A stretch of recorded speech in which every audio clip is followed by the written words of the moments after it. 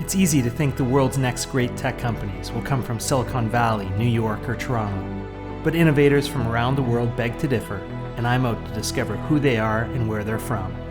From Addis to Jakarta, from Dhaka to Bogota, I'm Dan Herman, and this is their world, our future.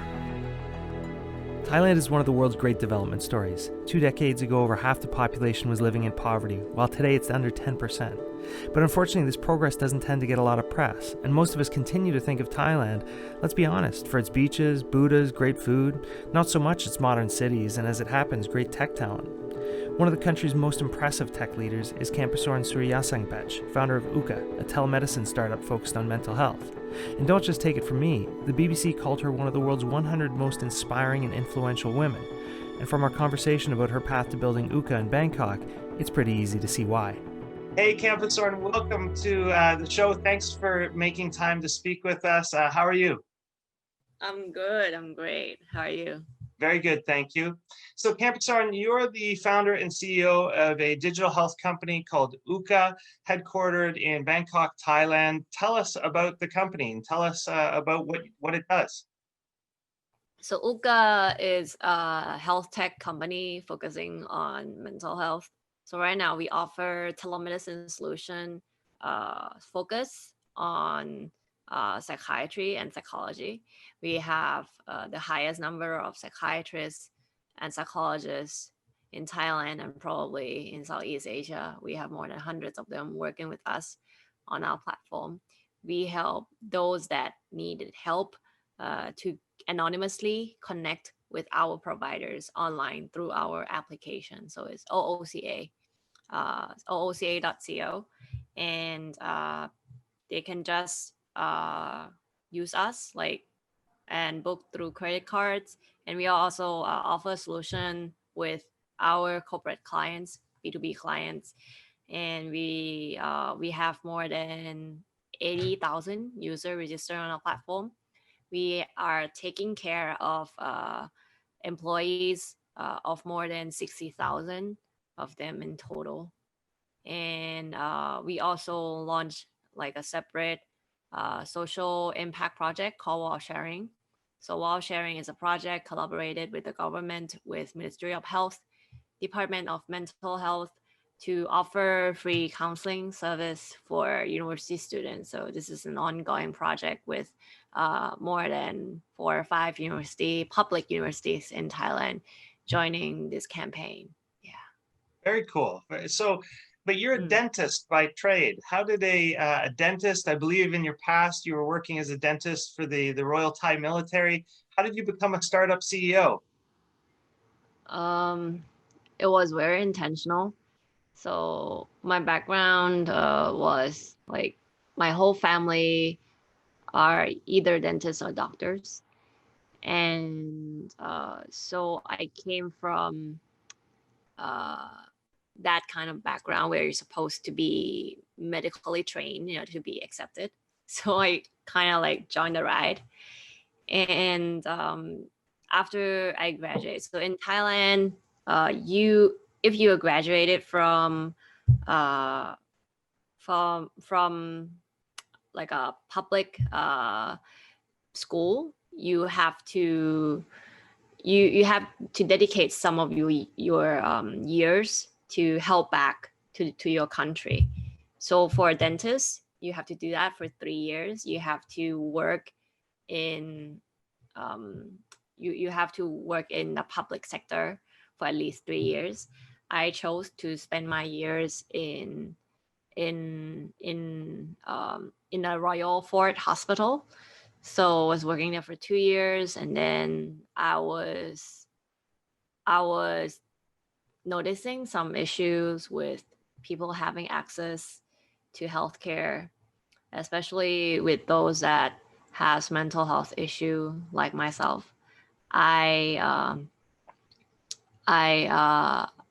was seeking help with psychiatrists and psychologists, and while I was working quite far away from Bangkok, it is really hard for me to find one that and in that moment. And so I feel that these kind of service is very much needed, and there's supposed to be some kind of setup, or this can actually be help facilitated by the use of technology. So I feel like it might be something in my own capacity that I could do. So I tried. It's Very very simple. Yeah, I just tried and it kind of grew out from that. amazing. And so to go from just trying to now 80,000 clients, and on a topic that, if I understand correctly, that mental health isn't something that's spoken about necessarily openly in Thailand or in Southeast Asia. Is that correct? It's very different from the West. So I would say that in the past, it's a taboo topic to talk about. Uh, but it has gotten so much better these days. Like after 4 years of establishing the business and such, and also a lot of people talks more about it. We constantly do contents. We constantly do all the PRs, marketing, and also with the press and the media that has shown huge interest on the issue. The movement is changing. It is progressively like going forward. So I would say that for the younger generation, people has like so much better understanding towards mental health comparing with like the past. You're headquartered in Bangkok. You're focused on the Thai market today, or a regional market, but ultimately you're in an area and focused on an issue that's global. How big do you think OOCA can get? And I guess maybe more apt, how big do you want OOCA to get? In my dream, I would say I would prefer OOCA to be as global as possible. Actually, we are piloting in Indonesia at the moment, like just starting off. So Southeast Asia is interesting because we are a huge like ball mix of culture. Like this country speaks this language, this country speaks another language, and sometimes we kind of like a little like understand each other this and that. So like if so on a Thailand market wise, like it is big, but it's not big enough. I would say that on a certain point we must expand outside of Thailand. But Thailand is a huge market, but yeah, we cannot stay inside forever. So we try our hardest to acquire the market, and also we are experimenting of like expansion outside of Thailand. Yeah, so it's always a challenge to try to bring on providers with different language, different culture, so so that it is best matched with our user. So I think one of the most important bottleneck and the key to success is to be able to bring providers with match language, ethnic backgrounds. I think that's very important. So you made it sound really easy, that you saw a problem, you wanted to solve it, and that next thing you know, you've got a successful startup on your hand. Is it easy to build a startup in Thailand? Is it easy to go from an idea and gather the resources, whether it be investment, engineers, all the different pieces you need to grow a tech company? Is it easy to do that in Bangkok? I would say that it is very different and it's still quite hard. It might be a little more easy if you have all sorts of like the connections and the resorts. But if you start like from zero, from scratch, it's going to be very hard. But I think it is similar elsewhere in the world. I think